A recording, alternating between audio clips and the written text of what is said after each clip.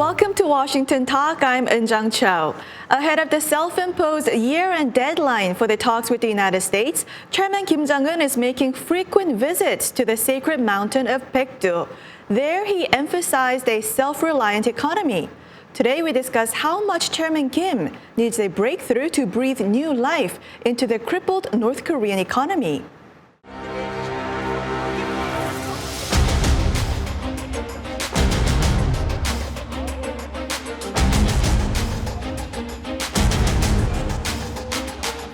실현과 도전을 과감히 짚으시며 자력 부강, 자력 번영의 한 길로 도도히 전진하는 우리 조국의 찬란한 내일을 그려준 is because our sanctions have had significant economic impact on their economy.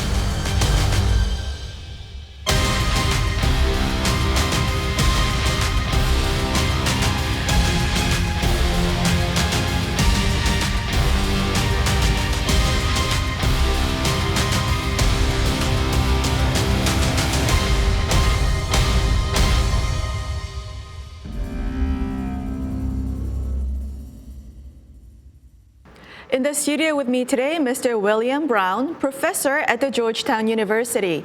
Professor Brown spent 3 decades in the U.S. government, including the CIA and the Commerce Department, focusing on the North Korean and Chinese economies. Also joining me, Mr. Joshua Stanton, a lawyer in Washington, D.C. Mr. Stanton has helped the U.S. Congress draft numerous North Korea sanctions bills and laws. His blog, freekorea.us, focuses on North Korea sanctions and humanitarian and political conditions in Korea. Welcome to the program. Thank you. Thanks. Now, Professor Brown, Chairman Kim Jong-un recently visited Samjiyon and emphasized a self-reliant economy. For Chairman Kim to travel all the way to the sacred mountain of Baekdu and give a symbolic speech, how bad is the current state of the North Korean economy? Yeah, I think it's pretty bad, actually, and that's saying something about North Korea, because North Korea's economy is never very strong. And in fact, I think they're having a big meeting this month in Pyongyang, probably in preparation for Kim's talk. He always gives a January 1st big talk about the economy. And I think he's probably having trouble figuring out what he wants to say in that talk. As they go through their numbers, what they'll see is, first of all, trade, exports. Actually, they've had a little bit of a rebound from an incredibly bad 2018.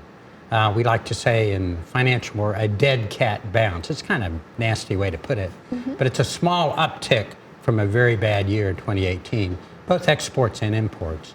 But the main thing is the level of exports are not near high enough to bring in the imports that they need to bring in to build the economy. So I think they look at that figure, the trade figures. They'll look at their industrial figures. What I think on the economy, I like to put in 2 different pieces, the state economy and the private economy. The state economy suffered badly, I think, in 2018 and has continued to do poorly. Last year, 2018, the market economy sort of filled in. But I'm afraid this year the market economy also is doing poorly because they have to have a very tight monetary policy. So all in all, I think it's not a very happy time in Pyongyang. Mr. Stanton, so do you see any signs of distress from the elites and the money-making overseas trading companies? So yes, I do. But I think that distress probably peaked about 6 months ago. Starting in May 2018, right before the Singapore summit, Donald Trump personally, and to the great surprise of his own cabinet, halted a large round of sanctions designations. And since May 2018, we have seen no significant new sanctions designations. So we're back to Obama-level sanctions pressure on North Korea. Now, the pressure that has already been exerted is strong, but North Korea is adaptable. So yes, there is evidence of things like real estate prices falling in Pyongyang, some defections of security officials, but for the most part, I see these effects as slowly dissipating with a half-life of about 9 months to 1 year. And Professor Brown, recently the International Trade Center data showed that North Korea's export dropped by 90% compared to 2015 when it was $3 billion to in 2018 it's $330 million. And North Korea's trade deficit to China is the largest ever. And do you think the China's trade data shows the complete picture of what's going in and out of North Korea in terms of goods, services, and money? Probably not. I mean, clearly there's a lot of other stuff going on behind the scenes. But I basically believe the trade data. It shows such a huge picture of a collapse of trade. Where they just put out their data for October of this year. It shows a record-breaking North Korean deficit, $254 million just in that 1 month. Now, I'm sure that's not all of it. There's, transfer payments, there's workers' remittances, there's some aid, there's other stuff. So it's not fair to say a $253 million deficit for the month. But it's probably half of that. It's probably $200 million deficit. Mm-hmm. And Mr. Stanton, in 2017, United Nations Security Council adopted resolutions 2371, 2375, and 2397 banning coal and textiles and seafood exports, practically banning all exports of North Korea. And Professor Brown just said that sanctions have an immense impact on the North Korean economy. Do you think the UN sanctions are very effective right now? They are effective. I would not say that they're very effective because there's a lot of cheating going on, particularly by China and Russia. We see open source reporting about North Korea exporting coal through either ship-to-ship transfers off the Chinese coast or through ports in Russia.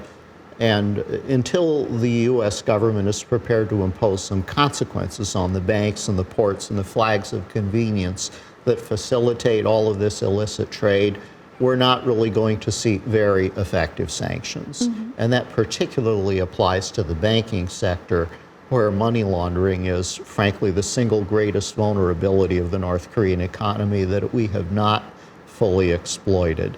The pressure on North Korea is in no sense maximum. Mm-hmm. We have maximum pressure on Iran. We do not have maximum pressure on North Korea. Mm-hmm. And Professor Brown, Chairman Kim Jong-un puts a special focus on developing tourist resorts like Kumgang, Samjiyon, Wonsang, Galma. Under the current sanctions regime, how important is the tourism industry? Tourism is one area that's, now there are two sets to say. There are the UN sanctions we talk about, and then there's very different sets of many different types of US sanctions. U.S. sanctions prohibit Americans from going to North Korea generally. It makes it very hard. But the UN sanctions don't prohibit Chinese or other people coming to North Korea. So it makes some sense, I think, for Kim to focus on tourism. And I think there's estimates of like 1 million Chinese coming to North Korea last year. They don't spend a lot of money. That helps on that current account a little bit. And could I just add one point, is that the travel, the U.S. sanctions on travel to North Korea are by U.S. nationals using U.S. passports. But I think it's fair to assume that a lot of the tourism money that goes into North Korea, including from Chinese tourists, is going through the U.S. financial system, and that's because of a loophole in U.S. law. Previously, we had a sanction against Cuba that banned those transactions. Congress could impose a similar sanction on North Korea. It would require legislation, and it would essentially preempt a reopening of Kumgang, and it would shut down Samjiyon and Wonsan before they were even able to start. Mm-hmm. I think it's very difficult for U.S. Congress to stop Chinese tourists from going to North Korea. They're going to go, and they're not going to do anything bad. They spend a little money. In fact, I would probably argue that we should relax some of our travel restrictions on North Korea. I think a lot of good things can come from tourism, as long as there's security. We make some deals on the security angle so that people are treated well. And that most importantly to me is that any money used in North Korea is used in the private sector and not by the state. I personally think that if those conditions could be met, my mind might also be changed on the benefits of tourism to North Korea. But we are now headed into a phase where tensions between the U.S. and North Korea are clearly going to increase. Then that raises the risk that more tourists will end up like Otto Warmbier ended up. It will mean that there will be hostage rescue flights to North Korea. It will mean less possibility for Americans to have contact with North Korea. And it will mean that the funds from tourism will be used to undermine the sanctions that we need to disarm North Korea and have a lasting peace in Korea. So at some point when we see a fundamental change in the behavior of the North Korean government, and I think that food aid and the transparent delivery of food aid may be the first sign of that, then I think that we can take a fresh look at tourism and whether that has a good cost-benefit ratio. And Professor Brown, you said that Chinese tourists don't spend so much money in North Korea as opposed to maybe South Korean or American tourists. And what do you think are the limits then that Chairman Kim is currently pursuing of developing tourism industry under the sanctions regime? Oh, I think there are very severe limits because you see the construction work they're doing, but you know they're good at making cement buildings, but nothing much else. And Chinese are not so demanding, so they come. I don't think they'll come back. What they really need is high-class tourist facilities that can be easily developed if they have some kind of franchise agreement with Western or Japanese or Korean companies. That can't happen with the sanctions. The sanctions prohibit any kind of investment. So I think Stanton is right. There's limits to this development. I think it makes sense for Kim to be focusing on it in this sort of self-reliant mode that he's in, but it'll run into big limits and it won't save his economy by any means. And Mr. Stanton, so North Korea has this large trade deficit officially, but North Korea is also doing cyber attacks and earning money there. So what is the importance of North Korea's illicit activities in terms of its revenue making? The question about bank fraud on a massive scale against, for example, the Bangladesh bank is also one source and probably a fairly important source of money that Kim Jong-un is using to recoup money. It's important to remember, however, that most of that money ultimately has to be funneled through the Chinese banking system. And to the extent that we can make the Chinese banking system fearful of the consequences of laundering the proceeds of illicit activity, well, that's classic money laundering. The bank officers really are moving that money through the U.S. financial system, and we have court documents from the D.C. Circuit recently that tell us that this is the case. Then we will see that those funds could become trapped in the Chinese banking system. Professor Brown, is the North Korean economy currently in a recession, feeling the blow of the sanctions regime, do you think? I think so. You know, they don't produce any data, so you can't say their GDP dropped 2 quarters or whatever. But I think just anecdotal information, the trade data, but also a lot of material provided by North Korean defectors or people in South Korea and in China show. And actually, Kim Jong-un's own speeches tell it very clearly. 2 years ago, a little less than 2 years, he had a very great speech talking about prosperity, their move prosperity, and then they had the summits. Well, now he's not talking about that anymore. He's talking about belt tightening and self-reliance. I think that's very disheartening to most North Koreans, hearing this term self-reliance. They've heard it all their lives. What that means is they can't use specialization of labor to trade, to make really complicated materials that need foreign inputs. One part of the trade issue, I think, right now that's really affecting North Korean industry and what they're probably very worried about is, according to the UN sanctions, but also the Chinese data, and anecdotally, almost no Chinese or foreign equipment, machinery, industrial products are entering North Korea. This is sort of in the short term not so bad because you don't eat machines, but 2 or 3 years from now, the economy will be suffering because they haven't made these investments. So, Mr. Stanton, so the Trump administration has levied sanctions on 250 individuals and companies and vessels so far, which takes up about 50% of entire U.S. sanctions on North Korea. What do you think more needs to be done? Well, I would specifically say that there are large money laundering enterprises focused in Southeast Asia and to a lesser extent Africa and, of course, China that we have left undesignated. Glocom, Pan Systems, Malaysia Korea Partners, Shinhung Trading, which directly supports the Ministry of State Security. I have said all along that it will be maximum pressure when we start to see 9-digit penalties on Chinese banks that are laundering money.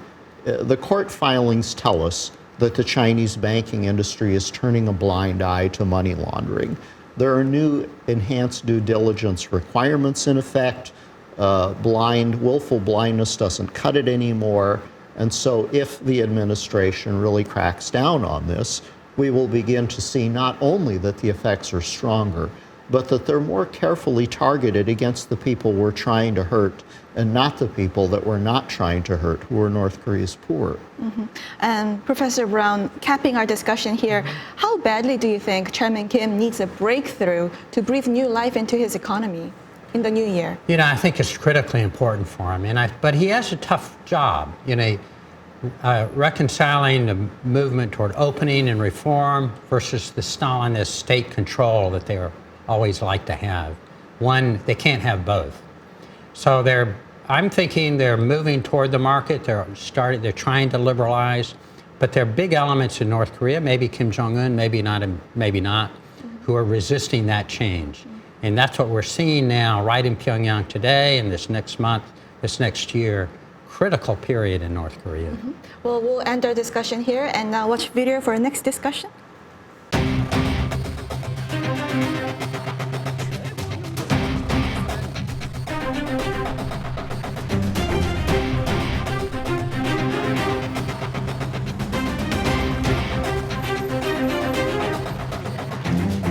安理会呢，应当根据形势的发展，再启动讨论相关决议可逆条款。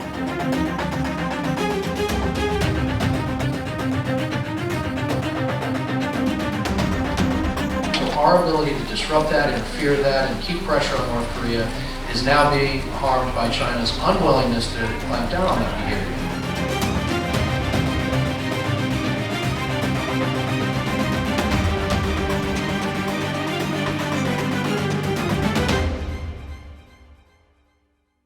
China is North Korea's most important trading partner, taking up 92% of the North Korean trade last year. Beijing's secret aid and smuggling across the border is also considered to serve as an economic lifeline to Pyongyang. Now, Mr. Stanton, what do you think are the tools and avenues that Chinese authorities can lend support to Pyongyang without directly breaching the UN sanctions? Well, the Chinese have historically done this by passively allowing Chinese companies such as Dandong Hongxiang and also its banking industry to support North Korea without direct state involvement. That allows it a certain plausible deniability that it's actually violating the sanctions. But what we see again and again is North Korean missiles are carried through the streets on Chinese logging trucks. We see trading companies in China that are doing massive amounts of trade with UN-designated entities and banks.